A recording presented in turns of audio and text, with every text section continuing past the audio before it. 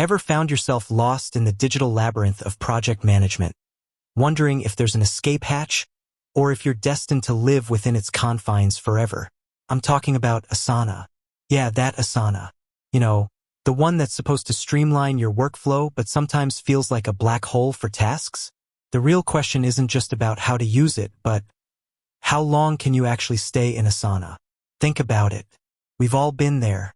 You start a project, create your boards, assign tasks, and suddenly, hours blur into a digital haze. You're navigating dependencies, commenting on subtasks, and trying to decipher the cryptic messages left by your team. It's like a digital version of that old Hotel California lyric. You can check out anytime you like, but you can never leave. Now, I'm not saying Asana is a prison. Far from it. It's a powerful tool, a digital Swiss Army knife for project management. But like any tool, it can be misused, overused, or just plain overwhelming. And that's where the question of duration comes in. It's not just about the literal time spent in the platform, but the mental and operational lifespan of your projects within it. Let's rewind a bit. Why do we even use Asana? Primarily, it's about organization. We're trying to bring order to chaos, to transform scattered ideas and tasks into a cohesive, actionable plan. And in that initial burst of enthusiasm, Asana shines. It's fresh, it's clean, it's promising. You create your first project, set deadlines, and feel like you've finally got your life together. But then reality sets in. Projects grow, deadlines shift, and team members, well, they're human. They miss deadlines, they misunderstand instructions, and they sometimes forget to update their task status. Suddenly, your pristine Asana board looks like a digital war zone. Overdue tasks pile up, notifications flood your inbox, and you start to wonder if this tool is actually helping or just adding to the chaos. And that's the crucial point. Asana's effectiveness is directly tied to how well it's managed. It's not a set it and forget it solution. It requires constant maintenance, clear communication, and a disciplined approach. Without these, you'll find yourself spending more and more time just trying to keep your head above water, rather than actually getting work done. So, how long can you stay in Asana? The answer, as with most things, is it depends. It depends on the complexity of your projects, the size of your team, and your organization's commitment to effective project management. Let's break down a few scenarios. First, the short-term sprint. If you're using Asana for a quick, focused project, say a marketing campaign or a small product launch, you might find that it's incredibly efficient. In these scenarios, Asana acts as a temporary hub, a digital command center for a specific time-bound goal. You enter, you execute, you exit.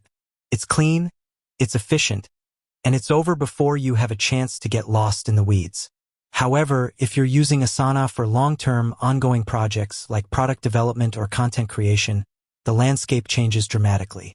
These projects are living, breathing entities, constantly evolving and adapting. They require a more nuanced approach to Asana management. Here, the key is to establish clear workflows and maintain consistent communication. You need to define roles and responsibilities, set realistic deadlines, and regularly review progress. You need to cultivate a culture of accountability, where everyone understands the importance of keeping their tasks updated and communicating effectively.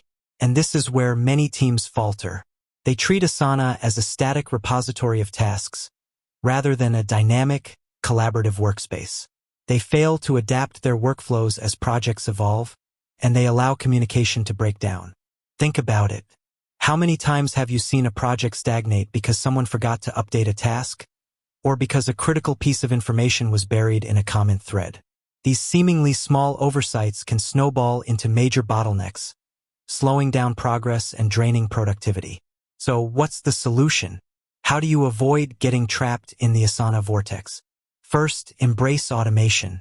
Asana offers a wealth of automation features, from task dependencies to custom rules. Use them, automate repetitive tasks, set up reminders, and streamline your workflows. This will free up valuable time and reduce the risk of human error. Second, prioritize communication. Use Asana's commenting features, messaging tools, and team calendars to keep everyone on the same page.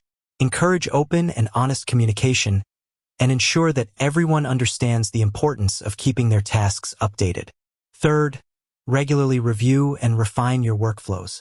Asana is not a one-size-fits-all solution. You need to adapt your workflows to the specific needs of your projects and your team. Don't be afraid to experiment, to try new approaches, and to iterate until you find what works best. Fourth, set clear boundaries. Don't let Asana consume your entire workday. It's a tool, not a lifestyle. Set aside specific times for checking and updating tasks, and resist the urge to constantly monitor your notifications. Fifth, don't be afraid to take a break. Sometimes the best way to regain perspective is to step away from the screen and take a breather. Go for a walk, grab a coffee, or just take a few minutes to clear your head. You'll be surprised at how much more productive you'll be when you return. And finally, recognize when it's time to move on. Sometimes a project outgrows Asana, or maybe your team needs a different type of tool. Don't be afraid to explore other options and find a solution that better fits your needs. The truth is, there's no magic number for how long you can stay in Asana. It's not about the quantity of time spent, but the quality of that time.